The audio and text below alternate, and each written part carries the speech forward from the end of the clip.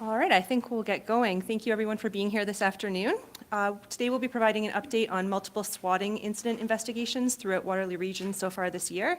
Speaking today will be Inspector Kyle Lambert, and after the update, media will be able to ask any questions they may have about the investigation. And I'll turn it over to Inspector Kyle Lambert. Thanks, Melissa. Hello, and thank you for coming out this afternoon.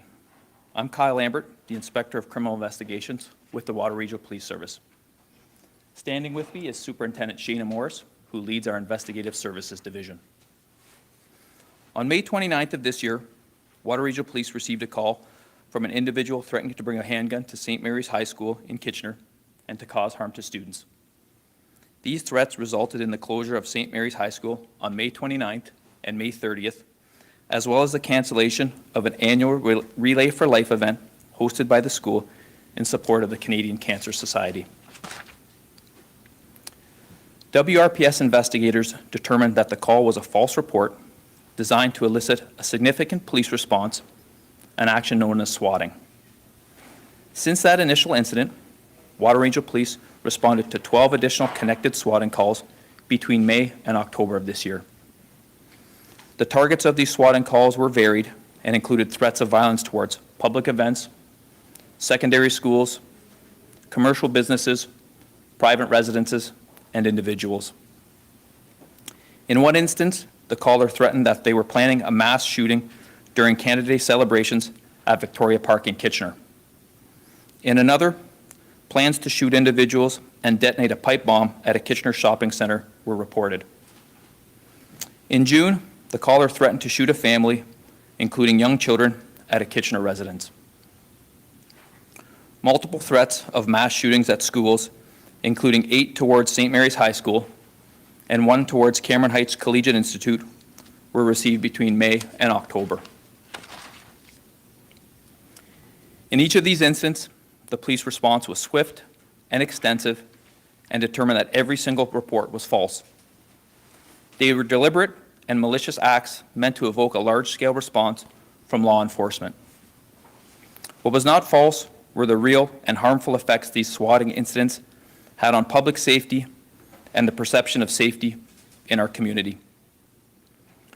Frontline patrol officers responded to every incident of these false reports, diverting their attention from other calls for service and placing a strain on emergency services resources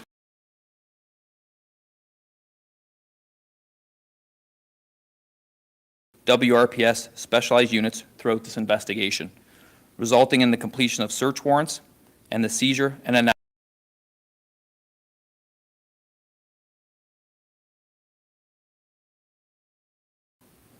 victims and witnesses have feared for their safety.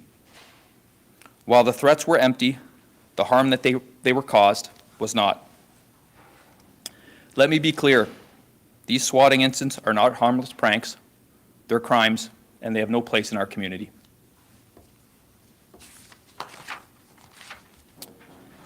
Investigators from our General Investigations and Cybercrime units have been working tirelessly to identify the individual responsible and to hold accountable those people and to stop these false reports.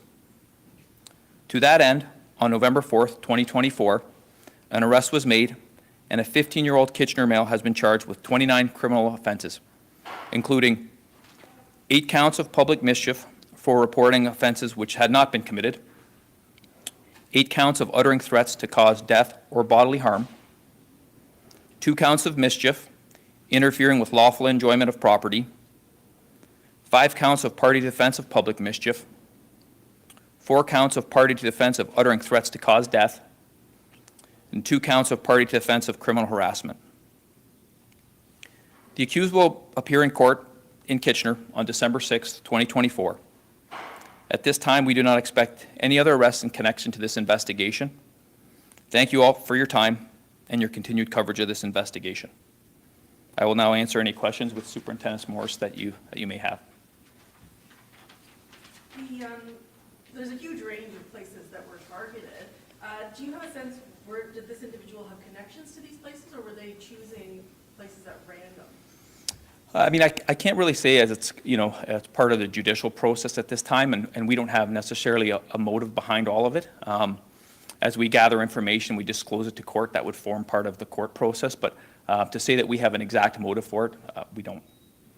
And then, I know swatting cases can be notoriously hard to solve, so how significant do you feel it is that you've made an arrest in these cases? I mean, obviously, we think it's quite significant. These cause a tremendous amount of panic to the region and first responders who are attending some of these calls. Like I said, I'd like to give kudos to our General Investigators Unit and Cybercrime for putting tireless hours into this investigation. There were a lot of interviews that took place, search warrants, the analysis of electronic devices. So it's hopefully it brings some sort of closure and peace to the community.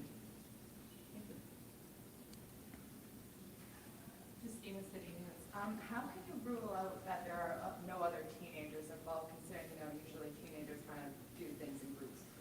I mean, it's still a continued investigation. We don't necessarily think that there'll be other charges. That's not to say that as we get more information, other things could come about. But at this point, we can only provide the evidence we have to court, and at this time, we only have evidence to support the charging of the 15-year-old male. Okay, and has he been charged prior to those charges? I can't speak to that at this time, because he would be he's within the Youth Criminal Justice Act, and I can't disclose his his previous involvement. Joe, today.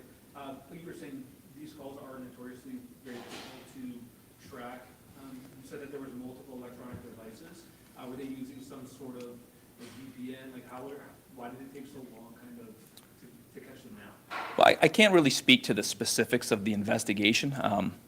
Obviously, through the advance of technology now, members are able to mask their identity, and sometimes they're able to, they're able to make phone calls or send emails from different parts of the province, country, under the mask that they're actually staying local. So, I mean, there are times that it takes, for these investigations, and even though when we might seize some of these electronic devices, there could be so much evidence on them. It takes a long time to get through the evidence.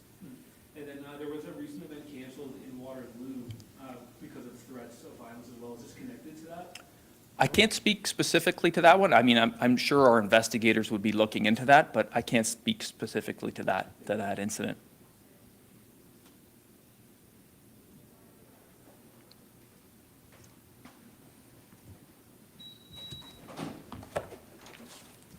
And if there are no further questions, that'll conclude the formal press conference at this time. If you do have any other further questions, you know to contact us at the Public Information Office, and we'd be happy to help you out with any other details. Thank you.